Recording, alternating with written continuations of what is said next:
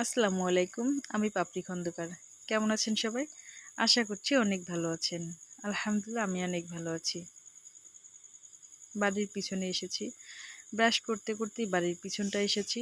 এটা আমাদের বাড়ির পিছনে। আর আমার গ্রামেই জন্ম, গ্রামেই বড় হয়ে উঠেছি। গ্রাম আমার খুব ভালো লাগে। যদিও এখন শহরে থাকি। শহরটা কিন্তু থাকলেও আমার খুব বেশি ভালো লাগে না। আমার গ্রামে বাড়িটাই বেশি ভালো লাগে। বিশেষ করে খোলামেলা জায়গা হবে সবটা বাড়ির পিছনে, বাড়ির সামনটা খোলামেলা থাকবে। আর কি সবকিছু কাছাকাছি থাকবে তাহলেই ভালো লাগবে। তো এখানে কাকু বসে আছে। এটা বাঁশঝাড় আমার কাকুদের। তারপর হচ্ছে আমার বড় আব্বুর। আর এই পুকুরটা আমার দাদুর। মানে দাদুর বলতে আমরা এখন দাদু মারা গেছে। আর আব্বুরা ৪ ভাই। ৪ ভাই হচ্ছে এটা পুকুরে মাছ ছাড়ে। আবার ৪ ভাই মানে ভাগ করে নেয় আরকি। তো এই জায়গাটা কিন্তু আমাদেরই। এটা আমার বড় কাকুদের। বড় কাকু মারা গেছে। ছোট কাকু এই তো পাশেই বসে আছে, পুকুরে পানি দিচ্ছে, তাই বসে আছে। তো দেখছিলাম যে এক এক করে মানে সবাই চলে যাচ্ছে, কিন্তু জায়গাটা ঠিক আগের মতো আছে, যদিও একটু পরিবর্তন হয়েছে। পুকুরটা কিন্তু অনেক সুন্দর ছিল, পাড় ছিল অনেক সুন্দর, আর পানি ভরা থাকতো। প্রায় গ্রামের অর্ধেক লোকই আমাদের পুকুরে গোসল করতো। তবে আমাদেরও মানে আমরাও করতাম, তবে খুব বেশি করতে পারতাম না, কারণ বাধা ছিল, অনেক বেশি নিষেধ ছিল, খোলামেলা জায়গার মধ্যে গোসল করা যাবে না। তবে মাঝে মাঝে চুরি করে করতাম। কিন্তু দাদু যদি দেখতো, মানে জানতো যে আমরা পুকুরে গোসল করতে আসছি, তাহলে কিন্তু লাঠি নিয়ে দৌড়ানো দিত, মানে দৌড়ানি দিত আমাদের। তো দৌড় দিয়ে কে কোন মানে কোথায় পালাতো, কে কোথায় লুকাতো, তার হিসাব থাকতো না। খুব ভয় পেতাম দাদুকে। খুব বেশি রাগারাগি করতো, খোলামেলা জায়গায় গোসল করা যাবে না। বাসা থেকেও মানে আম্মারা সবাই রাগারাগি করতো। তারপরেও মাঝে মাঝে মজা করে হয়তো বা করতাম, চুরি করে। তো যাক, এটা আমাদের গাছের বাগান। এটা অনেক বড়, গাছ লাগানো আছে। তো এই জায়গাগুলো কেন ভিডিও করেছি জানেন? আমি তো বাইরে থাকি। তো খুব বেশি যখন মিস করি বাড়িটাকে, তখন কিন্তু মানে দেখে একটু শান্তি পাই, ভালো লাগে আর কি। তো আর একা বড় হওয়া অনেক ভালো। একা বড় হলে তাহলে দেখা যায় যে পরবর্তীতে যদি একা থাকতে হয় তাহলে বেশি কষ্ট হয় না। কিন্তু অনেকের মধ্য দিয়ে যদি বড় হওয়া যায়, যেমন অনেক ভাই বোন থাকে, এরা সবাই যদি একসঙ্গে থাকা যায়, তাহলে দেখা যায় যে একা যখন বিয়ে হয়ে যায়, একা একা হয়ে যায়, তখন কিন্তু অনেক বেশি কষ্ট হয়। তো আমরা 10 জন বোন ছিলাম, তারপর ফুপু ছিল একজন, আর ফুফাতো বোন ছিল 2 জন। তো সবাই মিলে অনেকটাই ছিলাম, এই জায়গাগুলোতে খেলতাম।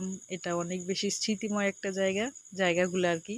মানে কি বলবো, অনেক বেশি খেলাধুলা করতাম। যেমন এখানে অনেক গাছ ছিল, এই গাছগুলো এখনো আছে। গাছগুলো কিন্তু তখন ছোট ছিল। আর আমরা এই গাছে খেলতাম। গাছে ছোট ছোট গাছ ছিল, হাতে ছুঁয়ে দিয়ে এই পাখিটা ধরতে হবে, এর মধ্যেই গাছে আবার উঠতে হবে, এরকম একটা খেলা ছিল। আমরা তাই খেলতাম, ভালো লাগতো। তো গাছে মানে কি বলবো, সেই সময়টাগুলো অনেক বেশি ভালো লাগার ছিল আর কি। এই জায়গাগুলো আহ, খুব বেশি মানে কি বলবো, অনেক ভাই বোন হলে যেমন অনেক বেশি আনন্দ হয়। তো আমরা কিন্তু অনেক বেশি আনন্দই করতাম। এই জায়গাটাও মানে স্কুল থেকে আসার পর যখন খুব বেশি ক্লান্ত লাগতো, গরম লাগতো, এই জায়গাটায় অনেক বেশি বাতাস ছিল, এখানে বসে থাকতাম। তো এই দাদু হচ্ছে স্কুল টিচার। তারপর মারা গেছে, এখন সবাই মারা গেছে, কোনো দাদুই আর বেঁচে নেই। আমার বিয়ের আগেই হচ্ছে সব দাদু, শুধু একজন দাদু ছিল, আর সব দাদু কিন্তু বিয়ের আগেই মারা গেছে। একজন দাদু ছিল, উনি হচ্ছে আমার বিয়ের পরে মারা গেছে, কিন্তু দাদুকে আমি দেখতে পাইনি। তো জায়গাগুলোকে দেখছিলাম আর ভাবছিলাম যে কেমন ছিল সেই সময়টা, আর এখন কেমন হয়েছে বাড়িটা। এত বড় বাড়ি থাকতেও মানে একদম শূন্য শূন্য হয়ে আছে। সবাই বাইরে থাকে, বাসায় থাকে, ঢাকায় থাকে। তারপর মানে বাসা বাড়ি বাইরে থাকে আর কি। যখন কাটামারি হয় বা হচ্ছে ঈদের সিজন, একটা ঈদ সিজনে চলে আসে, কোনো অনুষ্ঠানে সবাই চলে আসে, তাছাড়া কিন্তু এমন শূন্য হয়ে থাকে, শুধু 2-1 জন থাকে বাড়িতে। তো কেমন জানি খুব বেশি খারাপ লাগছিল, মনে পড়ছিল, ভাবছিলাম, তাই ভিডিও করে রাখলাম যে যখন খুব বেশি খারাপ লাগবে, বাড়ির কথা মনে হবে, অস্থির লাগবে, তখন দেখব, দেখেই ভালো লাগবে। তো যাক, বাড়ির সামনে চলে এসেছি। আর কি আমাদের আদেল আর কি, মানে আদেল কাকে বলে, মানে আমাদের ধরুন এরকমটা, আমাদের জমি একজনই করছে, জমিটাতে আবাদ করছে। তারাও অর্ধেকটা মানে ভাগ নিয়ে নিচ্ছে, অর্ধেকটা ধান নিয়ে নিচ্ছে, আমাদেরকে অর্ধেকটা দিয়ে দিচ্ছে। তো তাদেরকে আদেল বলে। তো দুই পাশে দুইজন আদেল মানে কাজ করছে, আমি দেখছিলাম আর ভাবতেছিলাম। আমার এক দাদু ছিল, উনি কিন্তু নতুন যে মানে ধানটা ঘরে উঠাতো, সেই ধানটা উঠানোর পর বাড়ির সবাইকে খাওয়াতো। তারপর কিন্তু আবার সেটা হচ্ছে মানে তারা খেত। তো প্রথম ভাতটা যখন খাচ্ছে, ধানটা যখন চালটা যখন খাবে, তখন কিন্তু একটা ছোটোখাটো একটা অনুষ্ঠান করতো, ভালো লাগতো। তো এখন ওনার মানে দাদু মারা গেছে, এখন যে যার যার মতো মানে করে থাকে আর কি, এখন আর সেরকমটা হয় না। তো সেই দিনগুলোকে খুব বেশি মনে পড়ে। তারপর এই গরমের মধ্যে যে ধানটা আসে, সেটার মধ্যে মানে আম্মারা দেখতাম যে আম্মারাও সবাই মিলে একদম পিকনিক করতো আর কি। তো সেইটাও কিন্তু এখন আর হয় না, কারণ সবার শরীর স্বাস্থ্য ভালো নেই, মন মানসিকতাও হয়তো অনেকের ভালো নেই। এখন আর সেরকমটা হয় না, তবে আগে হতো, খুব ভালো লাগতো। খুব বেশি কেন জানি না এবার মনে পড়ছে সেই সময়টা, মানে সময়ের কথাগুলা, বা সেই সময়ের সব কিছু স্মৃতি হয়ে আর কি আছে।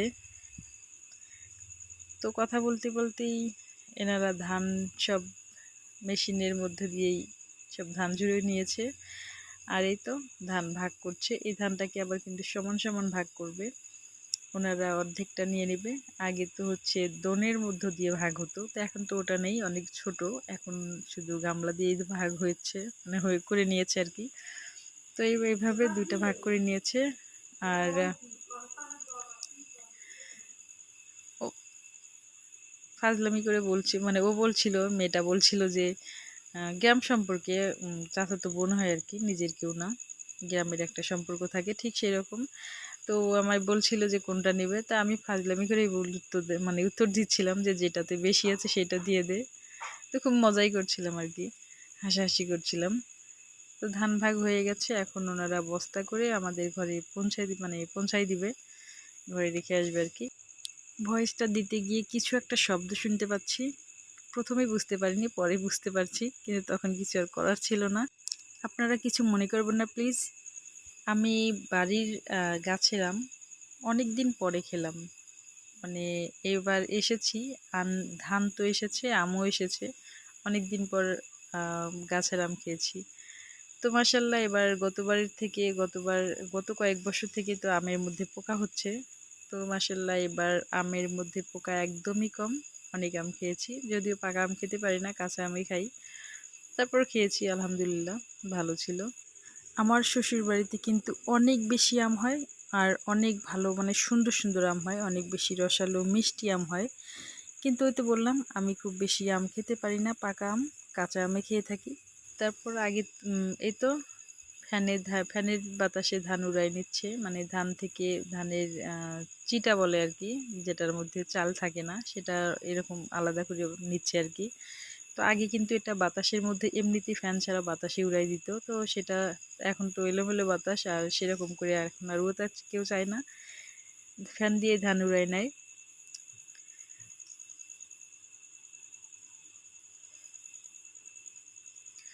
সবটাই ডিজিটাল হয়েছে, ডিজিটাল সময়ে, ডিজিটাল যুগে ডিজিটাল হয়ে গেছে কাজ টাজ সব কিছু। তারপরেই তো বিকেলবেলা আমরা আম খাবো, আম গাছ থেকে পেড়ে নিব, সেটাই করছি। তো এটা আমার চাচাতো ভাই, ও আম পেড়ে দেবে, হাতের মধ্যে লাঠি নিয়েছে, লাঠি দিয়ে আম পাড়বে। এইবার আমি এত বেশি আম খেয়েছি যে কখনো এরকম আম খাইনি। পাকা আম তো খেতে পারি না, কাঁচা আমের সঙ্গে মিক্সড করে তারপর খেয়েছি, আলহামদুলিল্লাহ অনেক ভালো লেগেছে। তো আজকে ভিডিওটি এ পর্যন্তই। ভালো লেগে থাকলে অবশ্যই লাইক দিতে ভুলবেন না। আর হ্যাঁ, কিছুটা ভালো লাগার সময় আপনাদের সঙ্গে শেয়ার করলাম, তাই প্লিজ কিছু কেউ মনে করবেন না। আর আমার ভিডিওতে ভুল ত্রুটি অবশ্যই ক্ষমার চোখেই দেখবেন। আমার চ্যানেলটিকে এখনও যারা সাবস্ক্রাইব করেনি, তারা প্লিজ সাবস্ক্রাইব করে রাখবেন। সবাই ভালো থাকবেন, সুস্থ থাকবেন, অবশ্যই আমাদের জন্য দোয়া করবেন। আল্লাহ হাফেজ, আসসালামু আলাইকুম।